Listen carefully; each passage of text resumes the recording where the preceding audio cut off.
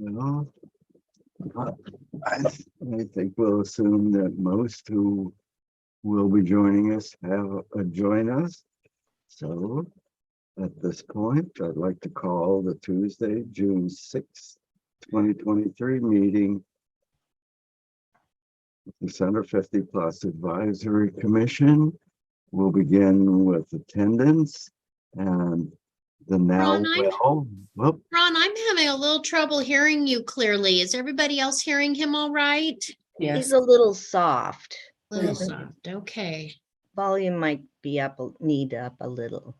All right, I'm sitting at full max, so I'll try and see how that works. Okay, Ron. 1, 2, 3, 4, 5. Is that clear? That's better. That was a little more Okay. pressure out there. Yeah, that sounds good. Okay. Suzanne? Okay. So the roll call is Alan Scott is excused. Elise Lipniks. Annie Batey. Here. Bonnie McGregor. Here. David Haber. Present. John Hughes was in the waiting room, I think. He's coming. Present. Yeah. Julie Ludke, not today. Karen Bolliger. Here. Linda Sorry. Schellenberg. Just for the record, remember Julie has stepped down and we're waiting for a replacement as she has left her position at Northwest Senior and Disability Services. Oh, that's right. Linda Schellenberg. Here. Margaret Manugian. Here. Ron Rubel. Here. Scott Harper. He's here. Sorry, here. That's everybody. Thank you. All right. We have a quorum and much better present, and I'd like to thank you all for taking time out of your busy days to join us here today at this time. Okay. Don't think at this point we need to do any further introductions. And we have, it appears no one here from representing the public. At this point, we'll take a look at the agenda. Everyone should have received virtually. Are there any additions or corrections to the published agenda? Seeing none, I'll entertain a motion to accept the agenda as the published agenda as what we'll use as our agenda. And Linda has moved. So moved. And a second, please. A second. From Bonnie. Yes. Thank you. All in favor, raise your hand. Okay. And any opposed or abstaining? Unanimously accepted. Okay. Are there any announcements to be made? No announcements. All right. Next, we'll take a look at the minutes of the May 2nd, 2023 meeting that we had. Are there any additions or corrections to the minutes as published? Seeing none. Let me change my view just to make sure. Okay, that's better. Seeing none. A motion, please, from someone to accept the minutes as published. I move to accept the minutes as published. Karen. I second, John. Okay. All in favor, please raise your hand. And any exceptions? None. Okay. Unanimously approved. Public comment? There is none.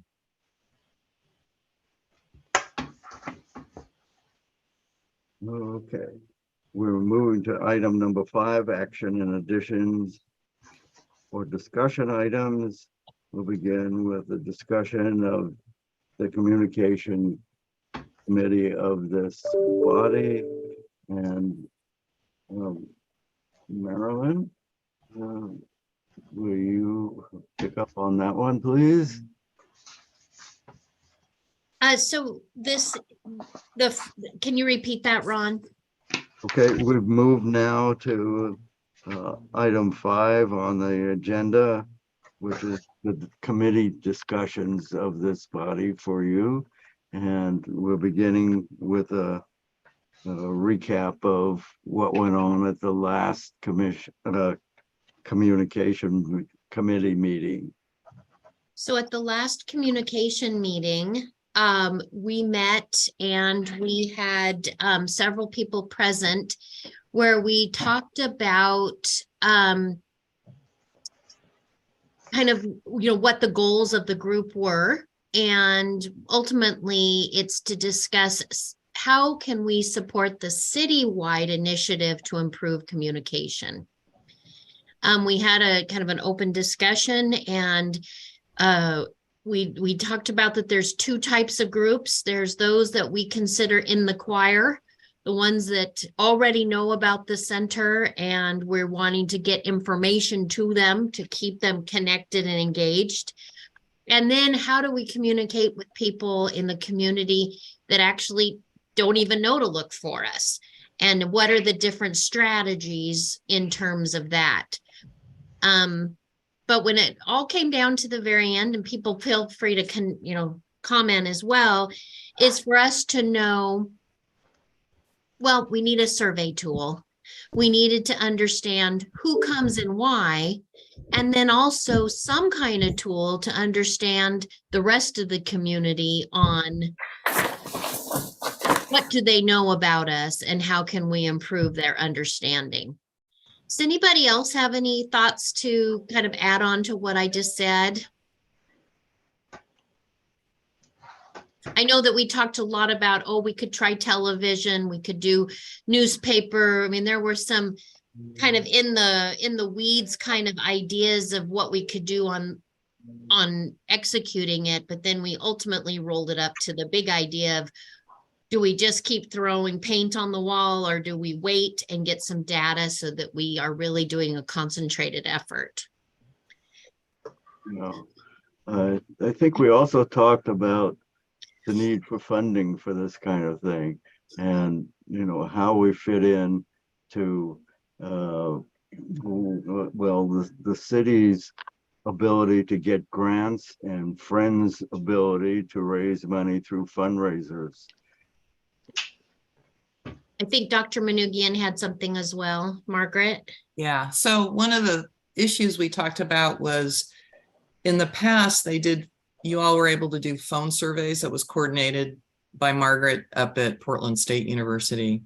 And on Friday, I attended the Gerontology conference at Oregon State University, and ARP just presented on a recent survey that they've done, and they did phone interviews. They got people to answer the phones. I'm going to follow up with them and find out how they did that, because one of the issues with trying to reach out with a survey instrument is we're working hard, especially with our older adult population, to tell them not to answer the phone. So because of scams, right? And so we're hoping that people are screening their calls, right? So I don't know how that impacted Bandana's, the survey that came out with ARP. And so I'm going to follow up on that. But it is a concern, like, how do we best reach folks, especially to engage? And I don't know, when you call someone, if there's a way, even if they're not part of their contacts, if we would be identified or not as Center 50 Plus.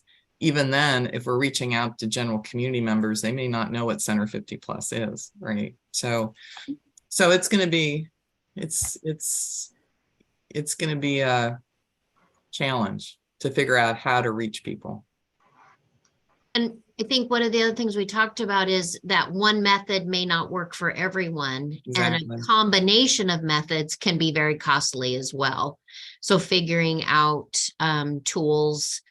I know that the city of Salem, who is trying to gather information about how to improve their communication, have employed a consultant, and it is not inexpensive.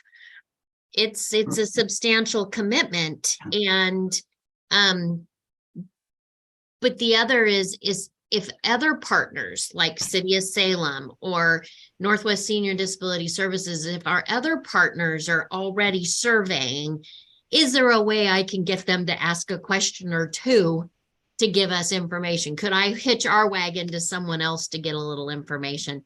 And how do we even approach those conversations? The communications meeting is definitely something, the next one, bring that up, because that will, yeah, it's like, are we overextending when somebody else is doing the same thing?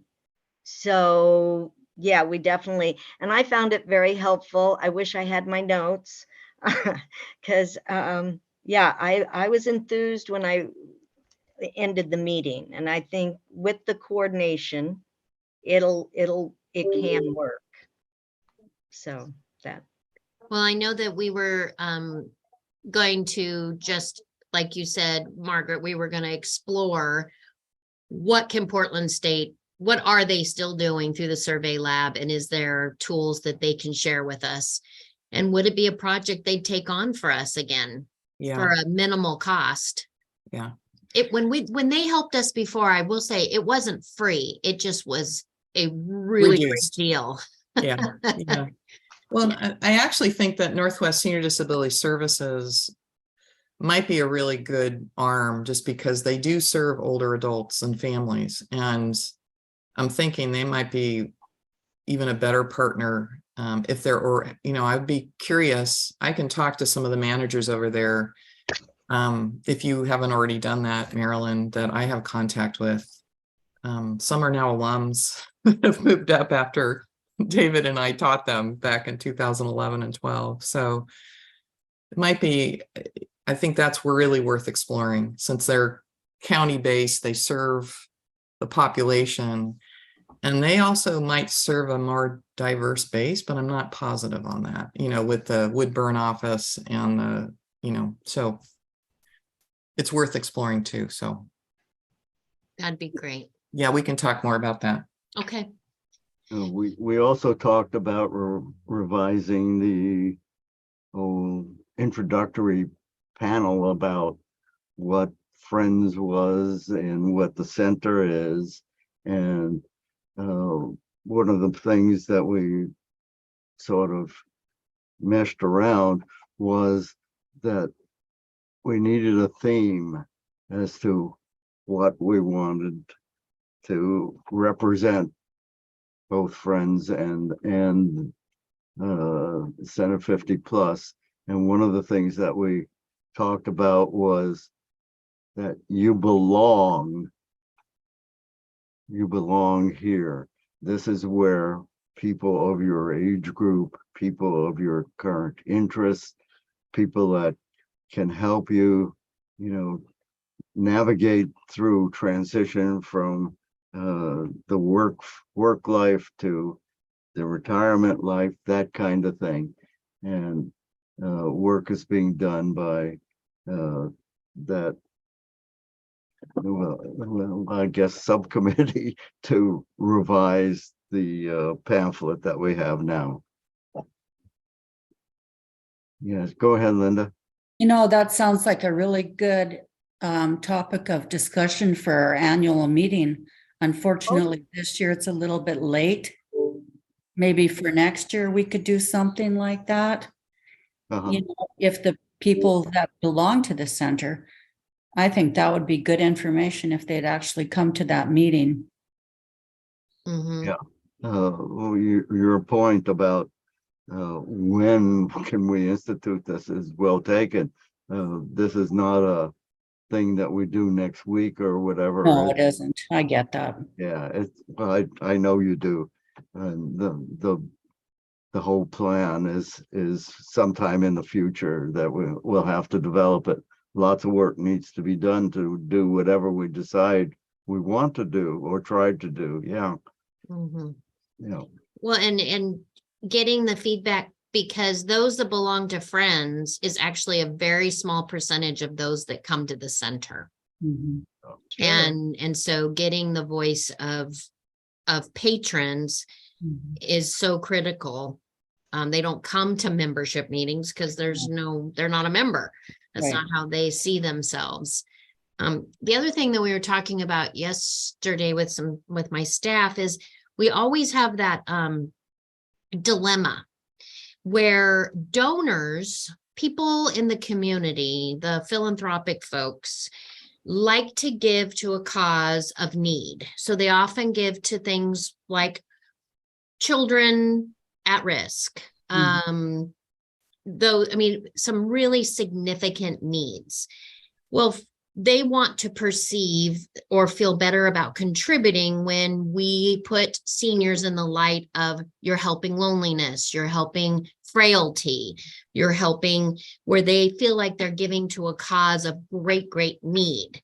Well, on the other side of that is we're trying to recruit people to come to the center, and they don't want to be perceived as or drawn into an organization of great need, in terms of they don't want to be frail older elders that are in need of saving or funds. So those two worlds we're marketing, and we have a language and storytelling gap because those two parties are not the same. Mhm.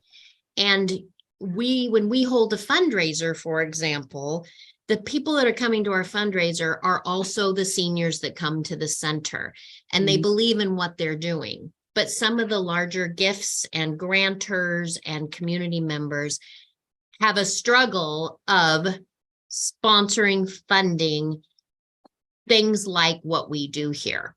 They don't always see as life-saving as we believe they are. Mm. Bingo is life-saving in many ways, but you have to present it in a way that they understand. And so that is a constant communication dilemma that we have faced for our whole existence, is how do we message to both groups simultaneously without losing one or the other? Mhm. The ending isolation and loneliness is paramount in what we do. And that needs to get out more and at the heartstrings. So if we could have a campaign of, this is what we need to do because you're getting older, you're going to be there. So forward thinking, yeah, I definitely, but yeah, just letting them know there is a mission Mhm. and trying to make it understand why. That's going to be the tough point. Exactly. And I think because we have run many campaigns on ending loneliness and isolation. That is what has been the theme for the last multiple years. But I will tell you, there are many seniors that still say to me, oh, the center must not be for me because I don't identify with lonely and isolated. Oh, And so we have to educate that actually we are all vulnerable to isolation and loneliness, Mhm. but it's figuring out how to measure that so that people don't disqualify themselves from the get-go. I actually was speaking at a Rotary Club. I was talking to a group of business people, all well within our age group that we serve, Mhm. all within a stage of life in which we serve. And I had one of the people in the group raise their hand and say, well, I can't really relate to this because, and he listed a whole bunch of reasons why our program wasn't right for him. And that was a wake up to me, because actually I looked at, not to judge, but I looked at him and he had multiple factors that could make his life on a moment's notice change. Mhm. mm, But he didn't couldn't relate to that because he was still going to work. He still had his wife. You know, there was these things that he couldn't think beyond in that proactive thinking. And that's what I go back to. If you don't know you need us, how do you look for us? And what marketing would even change that? And that's what we need to get to. You know, the ad, insurance ad that says in 3 seconds, this can happen, or in 2 seconds. Mhm. Yeah. I mean, something like that, you kind of pay attention to. I don't know. That's just putting it out there. You're absolutely right, Bonnie, because I had a gentleman whose life changed in a moment. Ah, And he had everything planned out, and then he needed us for some things.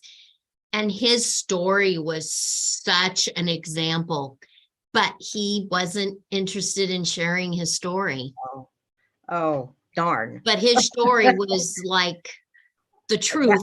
Yeah. So, Well, maybe, yeah. but great maybe- committee. So if anybody is still looking to join a committee, these conversations I think about them for days, just Yeah. to let you know. I find them to be just really good for the brain and thinking how do we do it differently? So if you're looking for that kind of committee, please join us. It's cool. I just want to plant a couple things really quickly.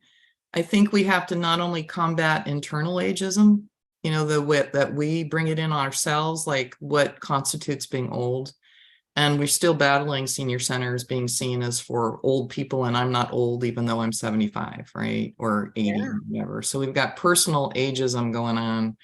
And then you've got kind of this piece about a senior center still being about, I mean, I know this is not true of Center 50 Plus, and I know this is not entirely true of Monmouth Senior Community Center either, that it's all about bingo and it's all about social time. There's so many other things that happen there. So, and then there's kind of ageist views from the community as well. So there's a lot of work. So I'm just going to plant that. It gets me thinking too. I thank you for planting that, because I would add one more. If you look at the funding plan for Center 50 Plus in comparison to the other support services that are coming through our budget system, older adults are not budgeted at the same level. And I think that there is some ageism there. So, you know, why is that the case? And how do we educate on the value of that stage of life? So that's really what our communication team is, bigger than just what do we do at Center 50 Plus. Yeah. That's what we came to at the end, is we need to educate community-wide a different value for this stage of life. And with that will come participation, financial support, all of the other ingredients of changing our community through the lens of age-friendly Salem. Yes. Oh, thank you. Okay. There are 2 committees. The Communications Committee is one, and we've just talked about what's going on with that committee. And the second one is Transportation Committee. Transportation Committee faces, deals with facing the problems that people in our age group can experience in moving about to try to conduct their lives as things externally change about them. Marilyn, do you want to pick up on what the Transportation Committee has been doing and what you've been doing in that?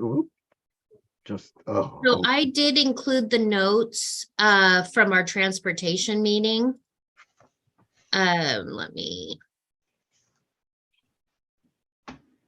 Not sure. There we go. And so I'll just give you the notes here. So we have had some movement on our age-friendly mobility activity. We are doing a mobility fair on Tuesday, September 26th. And it's going to run from 1 to 5:30 in the auditorium. And these are the partners that we're inviting, from driver's safety to chariots, private transportation systems like Lyft and taxi and Uber, medical transports, as well as walking and bicycling groups. And then we even threw in other ideas of mobility, such as mobility medical devices, having someone there for that. And then I threw in Gallagher's, because you gotta, you know what, and best feet. I think we need to talk about good feet and good shoes. So it's everything we need to move around our community in a better way. And it can be from transportation to our own personal mobility.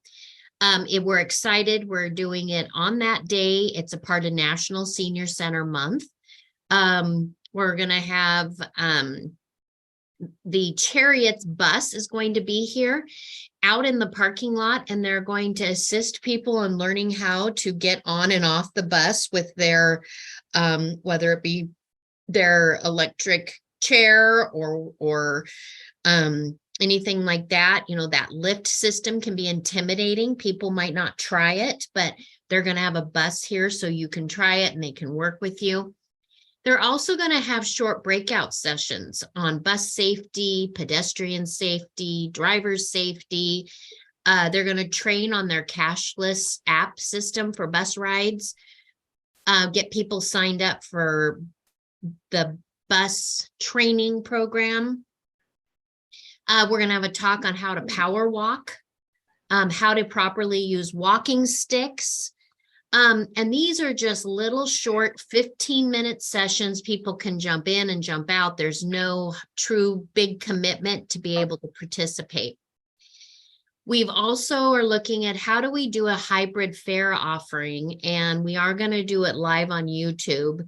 And we're going to discuss that at our next meeting. And then we want it to be dual language. So those are the next two topics for our next transportation committee meeting. Is how do we offer it hybrid, and how do we offer it in dual language, and wrapping up kind of the details of our marketing plan. So we got some work. We did some work. We accomplished a few things. So if you're looking for a great committee, this is another option for you. It's very focused on the mobility fair. And then from there, we'll talk about other activities in the year. And one of the other items is how do we create maybe an age-friendly event where families can participate. It's during the day hours, making it a challenge, but there could be some things that we could do that are more virtual, like a scavenger hunt or making sure coloring sheets are available. But we can encourage grandparents with smaller grandchildren that are at home with them to participate in some way with this event. So that's the update on that committee. Okay. Any questions about the two committees? Moving on to item 6, information report. I'm sorry, Ron, I have a question. Oh, What, sorry. Karen, go what ahead, Karen. what are the dates for the next meeting for both of these committees? So they always are the same. The communication is the second Tuesday of each month at 9 a.m. And transportation is that right? Yes. Yeah. Transportation, did I get them switched? We put them on the agenda. I'm sorry, I don't have my agenda open, but it's the 4th Tuesday of the month at 9 a.m. So we have the 2nd and the 4th at 9 a.m. on those Tuesdays. And they're Thank you. both Zoom meetings. Yes. So it's more convenient for you. You don't have to move to join them. You can join them from home. Yeah. All right, thank you. Okay. Moving on to information reports. Mara on the Marion Polk Food Share report. Okay, I'm gonna spotlight Scott. Yeah.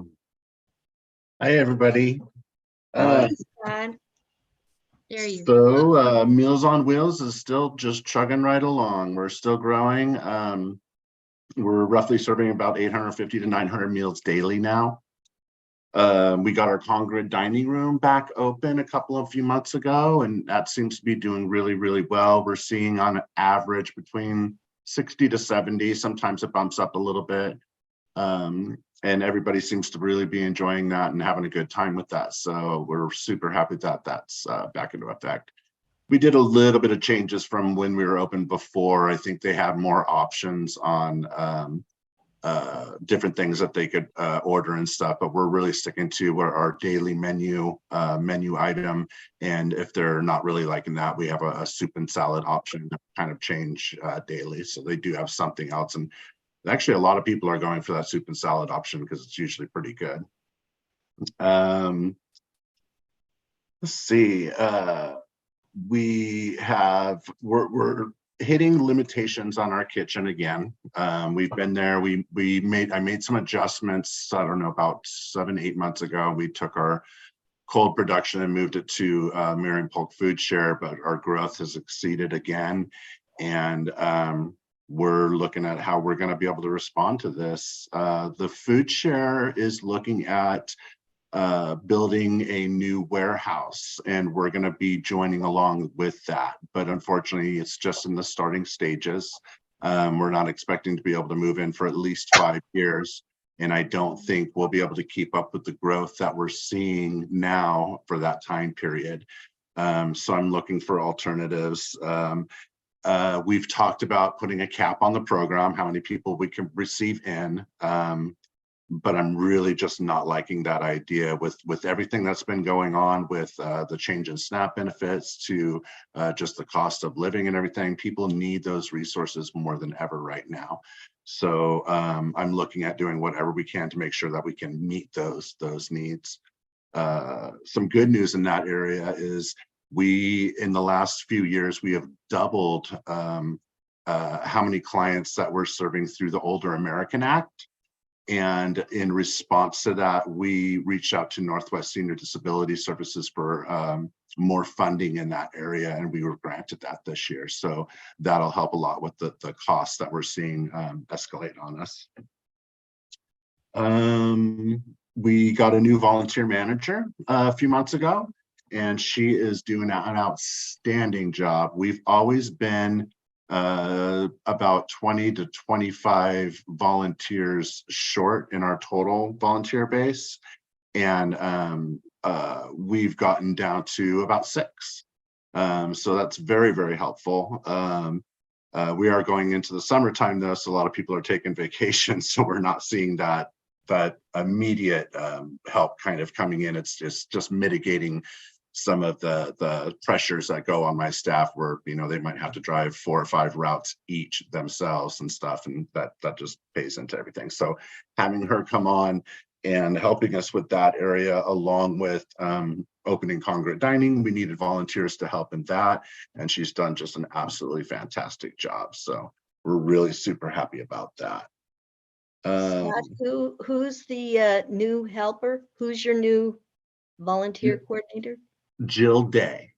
And I'm actually thinking that we have a lot of office changes that have happened recently and stuff. And I apologize to the committee because I know I don't get to come to this committee as much as I want to because it conflicts right with my leadership team for Northwest Senior Disability Services. So I'm sorry, with Marion Polk Food Share. So it conflicts a lot, and I've been thinking about it, and I would like to have definite more present representation and the ability to hear what's going on and everything. So I'm thinking about asking if Jill, if she could fill in for me sometimes on this committee. The problems, the struggles with that is it's right in the middle of our distribution too.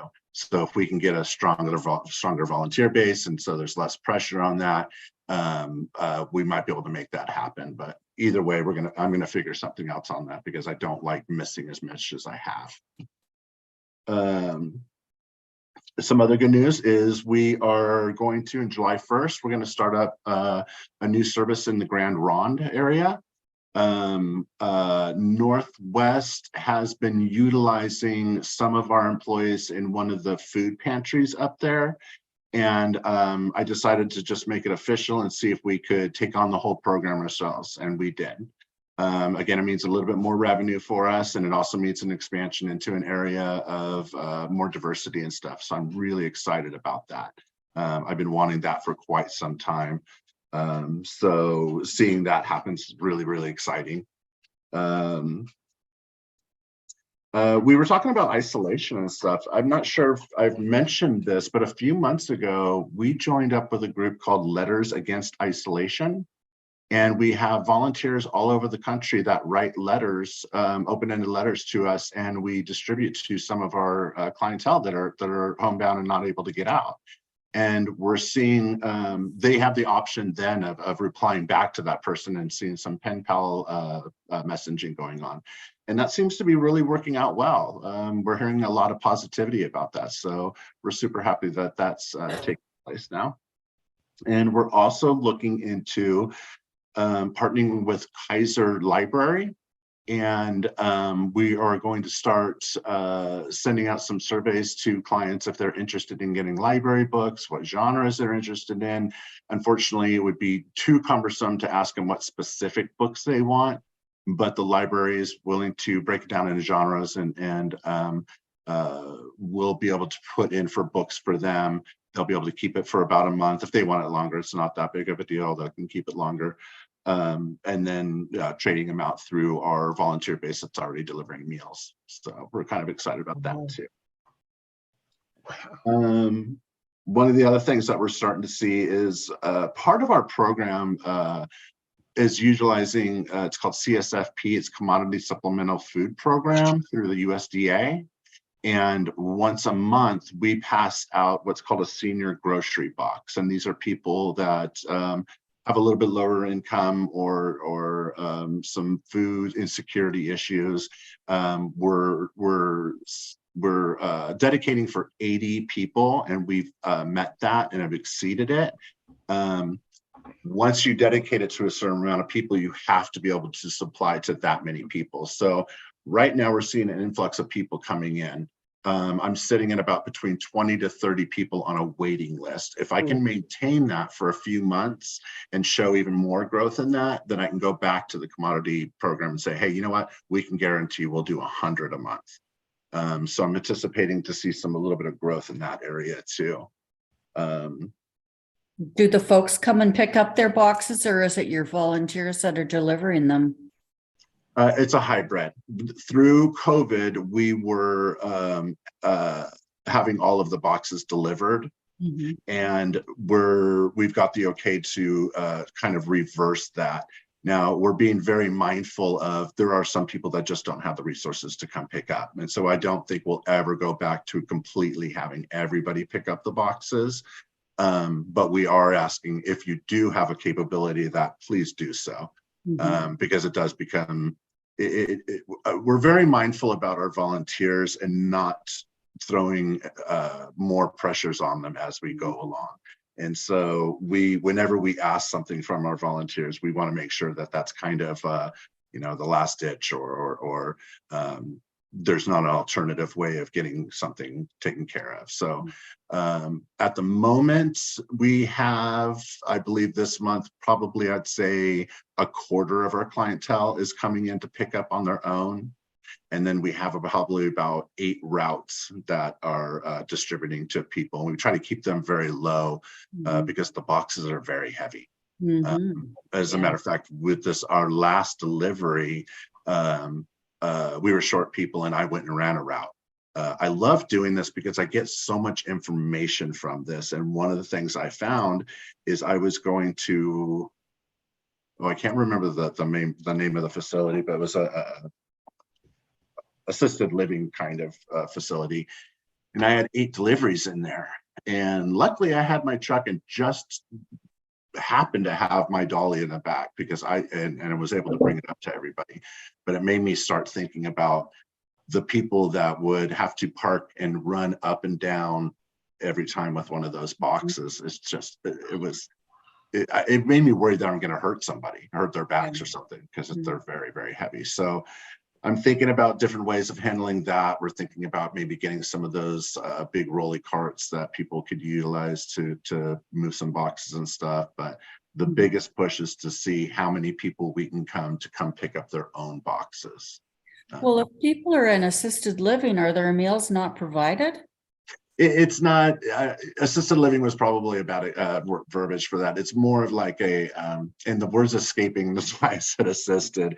It's more of a facility for elderly population, but that are capable of maintaining their own lifestyle. Yeah. So like independent living. Thank Yes. you. That's the word I was looking for. It was right on the tip of my tongue. I couldn't get it out. Mhm. Yes, it was an independent living Okay. situation. That's all I really think I have right now.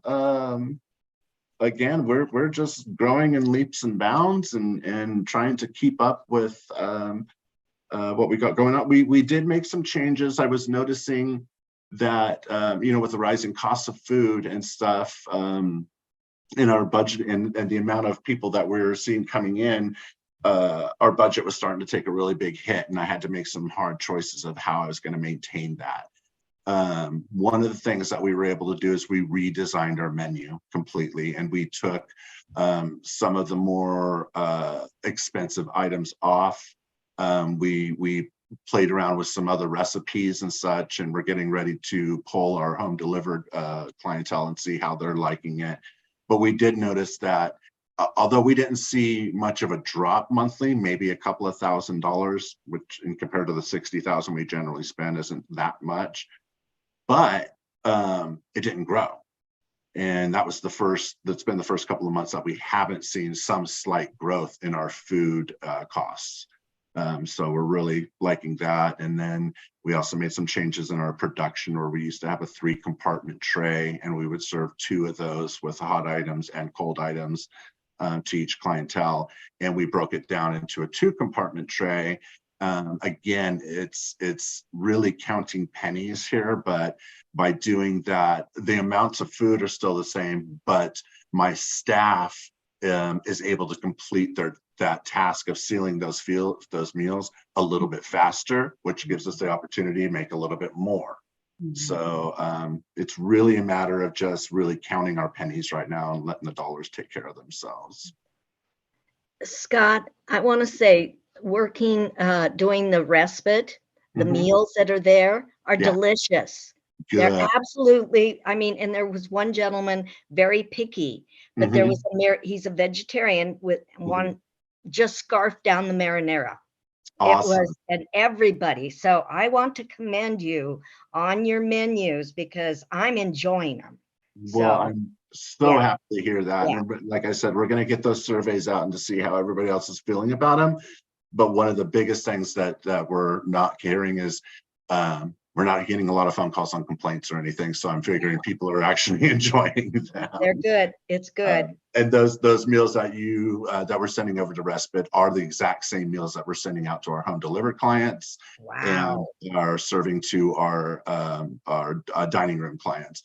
The way that it kind of works is we create those meals on the day that you receive that meal is what we're serving in the dining room. The next day is that's being delivered out to our home delivered clients, because that we cook it that day, seal it up that day, and then the next day we're able to deliver out. So Excellent. yeah, Doing great. Doing great. awesome. I appreciate that. Thank you. I'm glad to hear it. That's about all. The only other thing on the menu items we did notice, I'm not sure if you've noticed, Bonnie, but we tried to make things a little more diabetic friendly. Oh, We aren't serving as many, well, we're not serving really desserts anymore like we were, and that was the biggest contributor. And so with cutting down in the packing trays and that kind of stuff, I thought that was the #1 thing to go, because not most, but a lot of our clients already struggle with high sugars and that kind of stuff. So taking that out, I was anticipating hearing a little bit more complaints, but we really didn't. the fruit bowls. Keep them Yes. coming. They're really good. So, yeah. That's what we tried to stick with is more fruit with, you're getting your sugars there, but you're getting your fiber too. And that makes a Yeah. huge difference per Yeah. food. So, yeah. Yes, very good. That's all I really have. Does anybody else have any questions or? Okay, thank you, Scott, for your report. Thank you. All right. Oh, we'll move at this point to Center 50 Plus Directors Report. Marilyn? Yes, I'd just say, I would like to, Scott, to just tell you the food quality is so improved.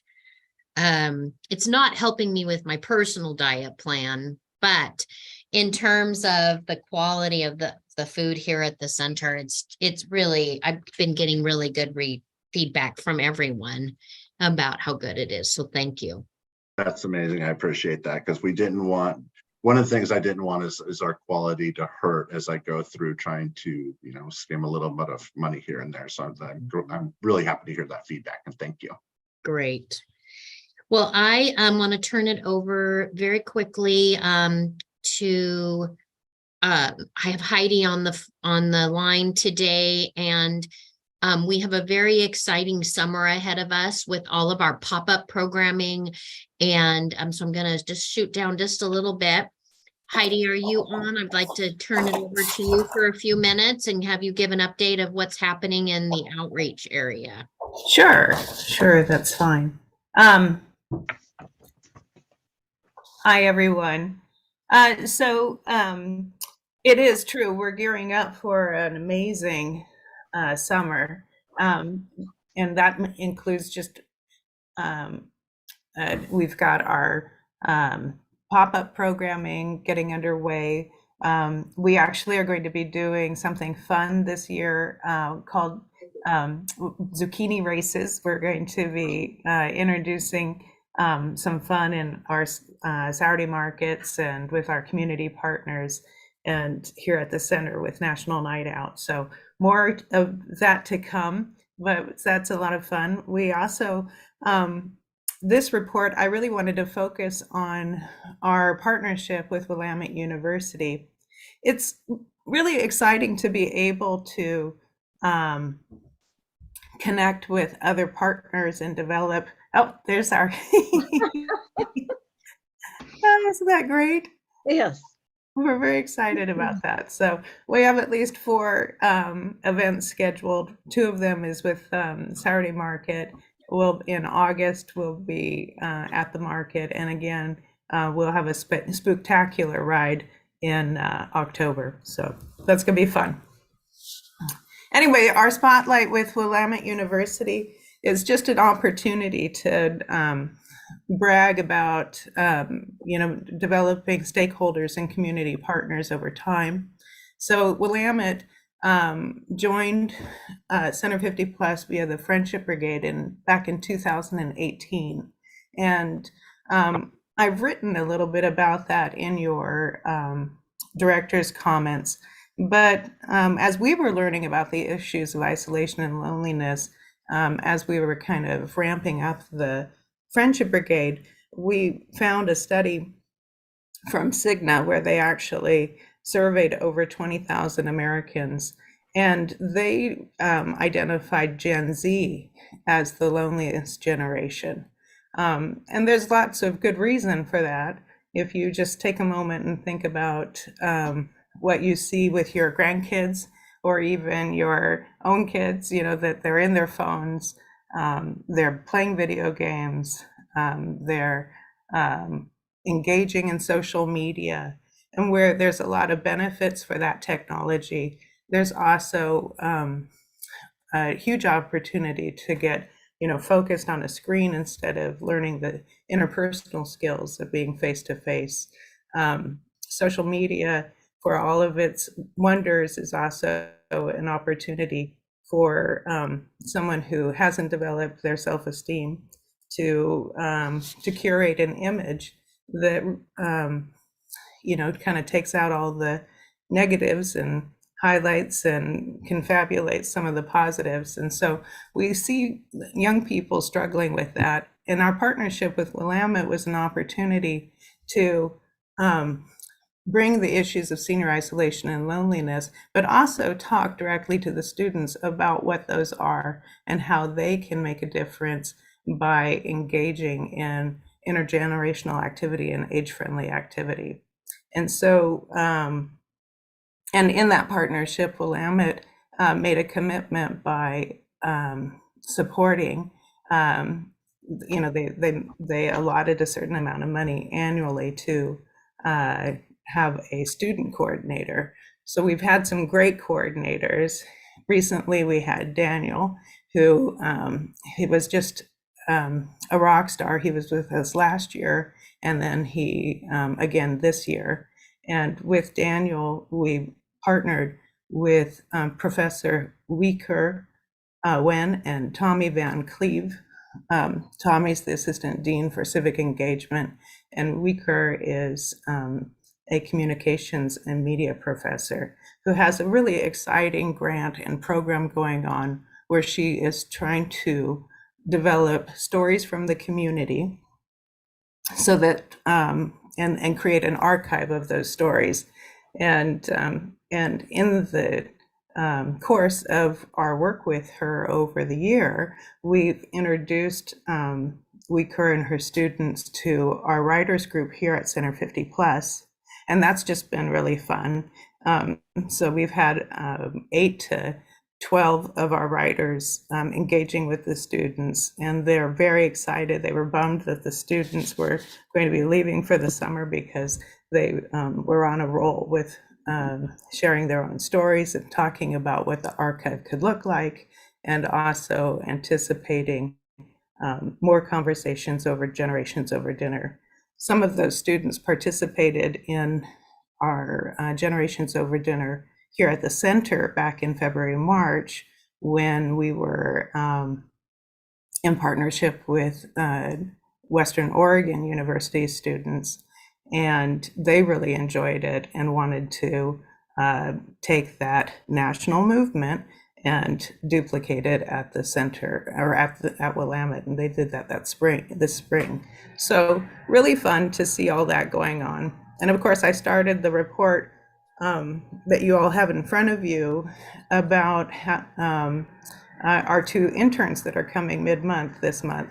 And they will be contributing together about 40 hours a week, helping us not only with our launching our volunteer driver program, but they'll be working in neighborhood engagement through the Villages Network and pop-up programs. So we just wanted to take a moment to celebrate that partnership and let you know that when we talk about neighborhood engagement and we talk about the Villages Network, it isn't about just creating programming. Us, Center 50 Plus, out there creating programming. We're looking for partners who are interested in building an age-friendly community, being part of an age-friendly community, and contributing in meaningful ways. And those are great. Those become anchors in our village concept. So it's not just Center 50 Plus creating a village, it really is a network of age-friendly neighbor-to-neighbor supports, including Willamette University and the like. Thank you, Heidi. Any questions for Heidi? I would just add what Heidi was just expressing about, it's really about engaging people in their own aging process. And that is a little bit different than other service delivery models where you go, you fill out an application, you get a service delivered to your home, you get a service delivered to you. You have a caseworker, you have these different elements. What we are encouraging people is to be an active participant, that they are engaged in their own outcome. And that is different. That is the difference between our agency and other agencies in terms of mission. And that's what really the village is about, is peer-to-peer, but it's also educating on how do I make changes in my life to improve my quality of life as I age. And it's being proactive, and it's that engagement process. And engagement takes more time because it's based on relationships. and Mhm. relationships have to be cultivated. And again, it requires time. It requires attention. And so, that's the challenge that that lays before us is I have Heidi managing a crew of volunteers, and that the need is far greater Mhm. and the time it takes is far greater than what we have in resources. And so we always are looking to multiply ourselves, grow more arms. And that's what we continue to work on. So thank you, Heidi. Oh, you're welcome. Hey, I want to throw something in the chat, you guys. Actually, we aren't allowed to use the Oh, chat feature in public meetings, but I want you to say what you're going to say, and then we'll make sure that we put it in an email to everyone ASAP. Sure. Okay. Sorry for that, you guys. This kind of piggybacks on your communications committee, and I wanted to just highlight for a second that we have our Center 50 Plus Villages Network online forum the second Monday evening of every month. And this last month, we were concluding a 2-part series on solo aging. And there were a lot of people who wanted to see that programming available in a recording. So we did record it, and we have it up on our YouTube page. And going forward, we will do the same. And I'm happy to say that Elise, I don't see her with us today, but she will be joining us in June and July for a 2-part series addressing brain health and talking about the difference between Alzheimer's and dementia. And I'm really excited. She's just going to be a great co-facilitator working with us these next 2 months. So check it out. You're going to see me kind of wily because I just got done with like a crazy travel day from South Dakota all the way to Salem, Oregon in one day, and then a program. But it still was really great. We had Laura Avery Valentine with us. She's a retired mental health specialist and friend, and it was just great to have her stepping up, because these programs really are designed to be peer-to-peer. We're not trying to present as experts all the time. We want those conversations about, where are we, and what do the participants need, or what are they thinking about in their aging process today. And so anyway, that's where we are. Thank you. Mhm. Okay, well, let's move on to the rest of our report. We, Center 50 Plus has a ton of activities and programs going on this summer and into the fall. And a couple that I wanted to share with you right away, because they're coming up, is, I guess it's not going to let me. Bonnie McGregor has been working very hard on Make Music Day. And here we are meeting here all day on from 10 to 6 on June 21st. Do you want to speak on that real quick, Bonnie? So far it starts off with piano music, 10 to 11. I've got a couple of other things going, but it goes all the way to 6. I have personally have a group of performers. We're going to perform from 4 to 6, but we have the old time fiddlers, and it's a lot of process. There's so much to it, but I'm really excited. So yeah, it should be a good community event, because it's a worldwide Make Music Day. So it's big, and Salem's going to have 50 venues doing this. So yeah, more to come. So we'll see how it goes. So I'll send the flyer to you as soon as we conclude this meeting, and you can share it with your friends. Oh, good. But this is June 21st, and it goes 10 to 6. The other coming up that we still have some openings in, I'm pretty excited, is we are bringing back Brain Health Month, or our boot camp for the brain. I attached that to your email this morning. Boot camp for the brain runs August 7th through the 11th.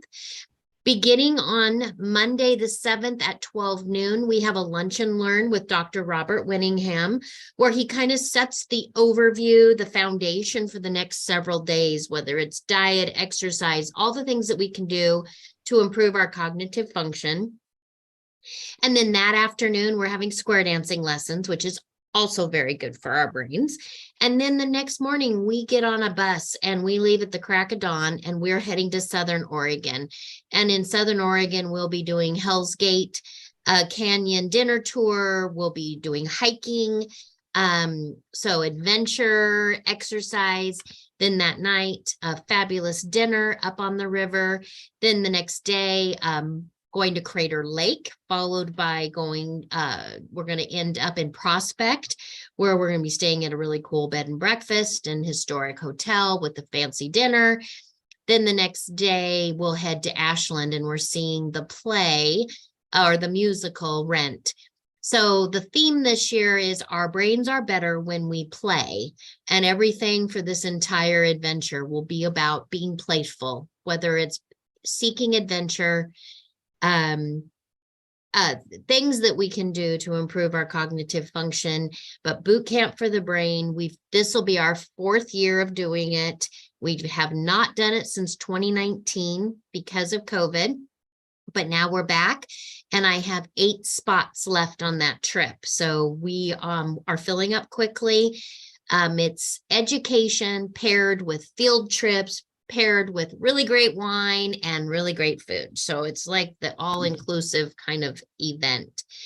I included that flyer. Feel free to share it with others. And there's a couple of ads coming out in the newspaper to fill up that trip. Let's see.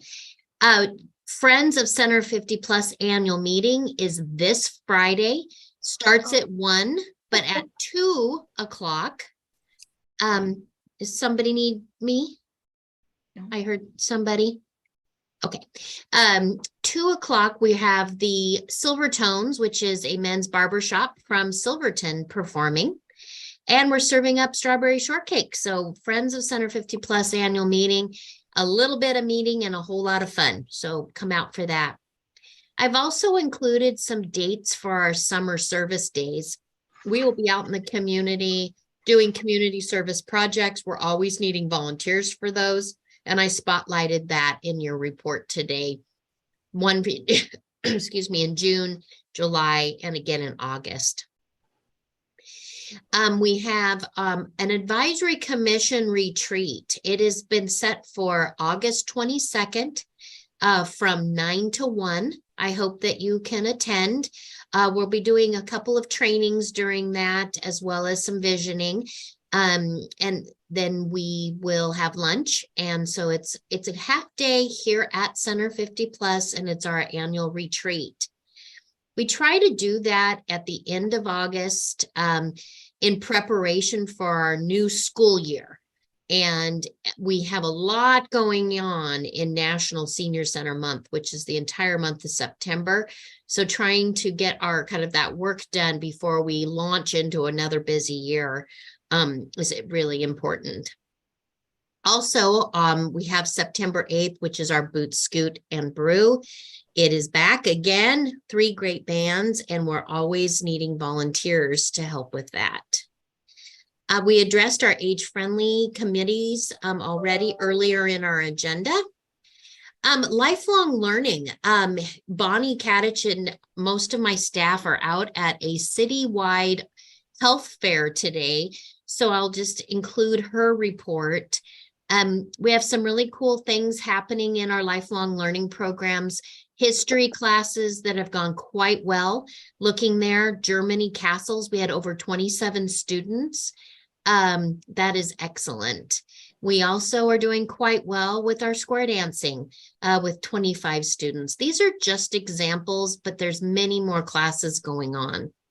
Starting this week, backed by popular demand, we have launched our jewelry program again, both lost cast wax as well as torch work is starting again. So our metal smithing classes are back. They limited it to the first 10 people. That filled up within 2 days. So we will be offering more and more classes as we move forward. I have in here our respite coordinator, Wendy Kilgore, provided us an update. She has 111 participants and caregivers in her program. Most days are approaching full. We still have capacity on Fridays. So that is where we're directing our new folks to, is our Friday program. Topics, we spoke about Medicaid in May, but in June, we're going to be talking about managing money, a caregiver guide to finances. That is in person here at Center 50 Plus. Our health and wellness, normally we start seeing a slight decline in the summer months as people can get out and exercise outside, but what we're finding is it's holding steady. Our Silver Sneaker, Silver Fit, and Optum health plans continue to keep the center, health and wellness center full. We have some activities though. We're doing Adventure Club. What we're doing is gathering names so that we make sure that we have a full group. But June 29th, we're going to Silver Falls from 9 to noon in our bus, and give the fitness center a call if you want to join. We're gathering names though for July, August, and September, because these are the places we want to go. The Hatfield Marine Science Center, as well as paddleboarding on the Willamette, which is always popular. And then we're also looking at an aerial walk and yoga on the beach. So a couple of trips in August. And then September, we're going to end with the PV Arboretum. So I'm having a time with my tongue today. I apologize. And then Cafe 22 for lunch. So we are really excited about that. We have a healthy age lecture this Thursday, and this is being presented by one of our Western Oregon students. 10 tips and tricks on healthy aging.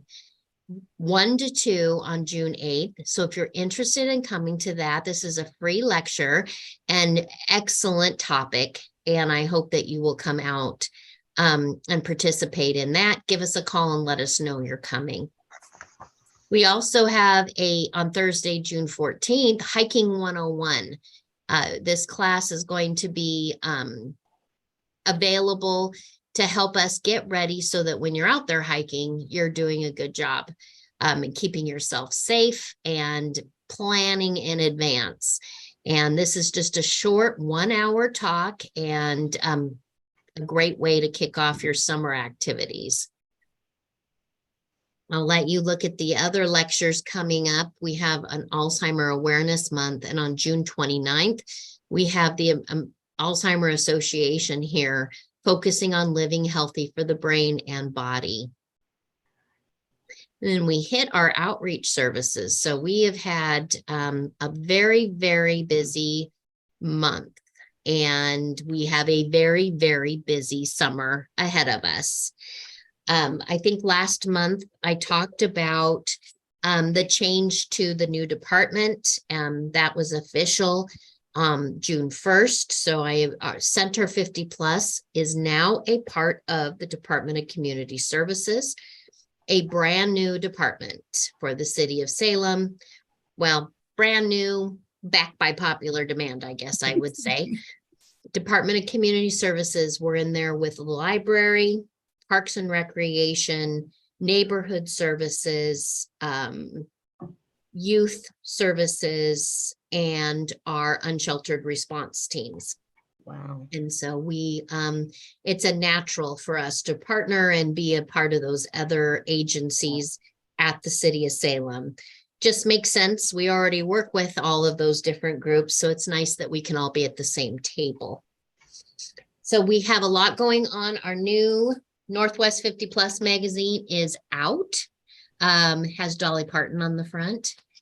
And so be sure to pick up the June and July program from Northwest 50 Plus magazine. So I think that's probably as quick and dirty as I can be in terms of giving you a recap of what's happening. But we definitely are in need of more volunteers to help with our summer programming. So if you're one that enjoys being outside, likes to wear a big brimmed hat to keep the sun off your face, and you are okay in the heat, we could use some more volunteers to help with our pop-up programming this summer. So just let us know if that's something you're interested in doing. If you want to participate in one of the zucchini races, I can connect you. This is going to be a really fun year, intergenerational programming going on as we continue to build on our age-friendly work. Marilyn, Yes. couple questions. Mhm. The retreat, is that in person at the center? Yes, it is 9 to 1 with lunch. Oh, 9 to 1. Okay.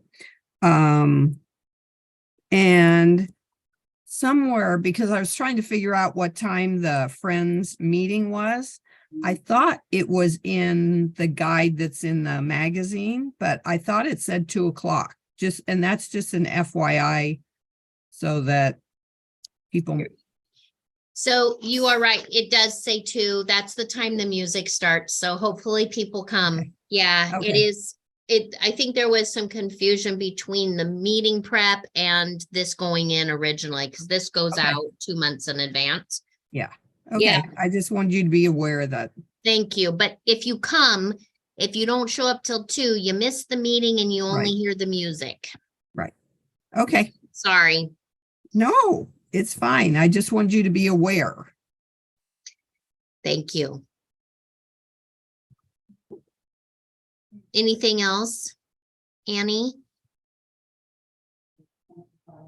Anybody Nope, else on the group? I can't see everybody right now. Everybody's good. Okay. Thank you, everyone. Okay.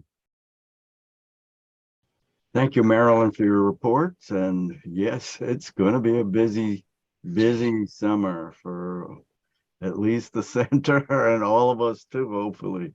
Moving on now. Karen, do you have any comments on the recent fundraising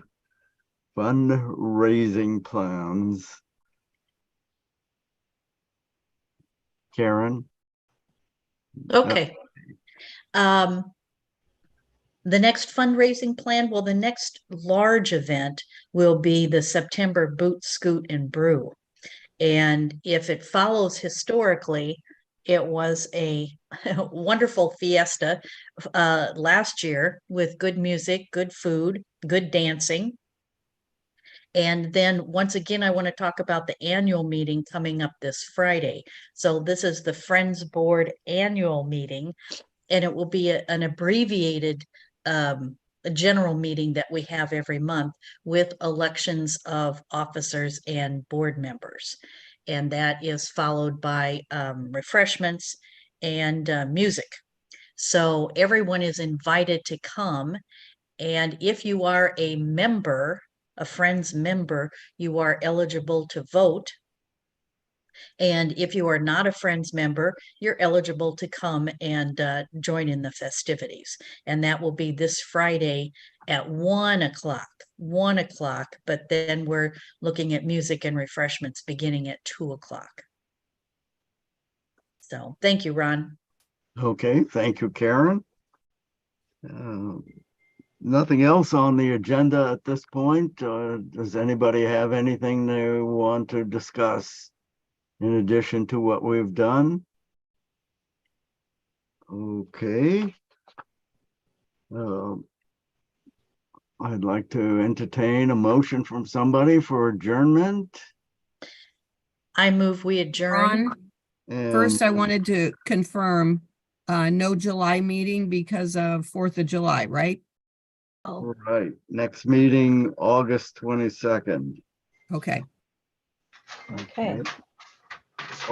All in favor of adjournment, raise your hand. Okay, so we'll see you this Friday at 1 p.m. Okay. Thank you all again for attending. We appreciate you taking the time to do this. Excellent. Bye-bye. Bye, everybody. Thanks. Have a great day. You I too. can't be at the Friends meeting on Friday because I'm in a Zoom meeting at that time, but I'll be sending good thoughts. Thank you. Thank you. Thank you. Bye-bye.